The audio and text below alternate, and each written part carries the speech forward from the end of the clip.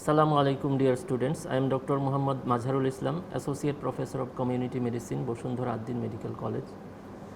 Today my discussion topic is literature review, and this is my third lecture on research methodology. And we have already discussed that literature review is a mandatory part of any research, and it starts from the very beginning of the research until end of the research. So it continues in the whole duration of research. So why we have to do that? Why literature review is necessary? It helps us to avoid duplication of research. We usually say that do not reinvent the wheel. That means the research that is already conducted by some other researchers, or the answer to a question that is already discovered by some other researchers, or the solution of a problem that is already explored by some other researchers. We should not do that. We should not repeat that. We have to do something new, or we can do something to refine the previous knowledge. This is number one. And number two is we understand the methodology. We get accustomed with that.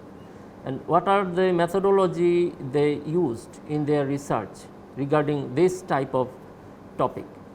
So we learn about the methods and materials, how they conducted the research.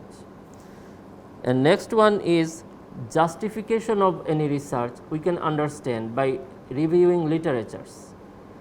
We know why we are going to do that. What is the necessity of doing this type of research? And last one is to refining the statement. If we study the literature carefully, we can see that the statement that is already explored or delivered by the previous researchers, we should not repeat it, we can refine it. So we can refine our statement based on the knowledge explored by some other researchers. So these are the reasons behind conducting literature review. And now I would like to mention the procedure, how we should conduct a literature review. For this reason, we usually depend on internet. And in internet, we find that PubMed is a site which helps us exploring hundreds of thousands of millions of research articles. So it's a depot of literature. The whole address is pubmed.ncbi.nlm.nih.gov. If we search in Google with PubMed, spelled PUBMED, then we hit enter, Google will find the results. In the first one, the first result is the PubMed site, and we have to click on that, and we will see that the site will load, and it is the home page of PubMed. Then we have to write down our keyword. In my article or topic, in the title, we have some keywords like in which topic we are conducting my research. We have to write down the keyword in the search box inside PubMed. Then we can click the search button and results will appear. For example, we want to study on dengue fever in Dhaka city. Then we have to write down dengue space Dhaka. Then we can click the search button and many articles will appear. We can click on each article and we will find that the whole article is visible. Most of the articles are free to read, the whole article is free, some are paid. We can read or study the paid articles by paying. There are some methods of payment, but most of them are free, and we can find the whole article in HTML format or in PDF format. We can download and study the whole article.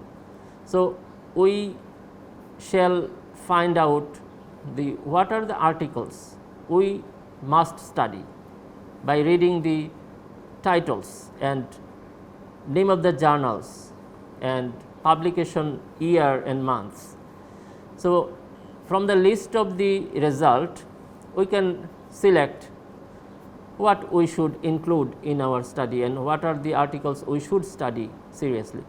So, we shall download these articles. Next, we have to study. Studying the article is also systematic. We should not read haphazardly. We have to keep records, we have to keep notes of findings of each articles, and we have to paraphrase. We have to write down the findings of other researchers in my own language, and after that in my notebook we can find that many pages will accumulate. So, this thing is my literature review chapter that should be included in my report book. So, we can do that in computer.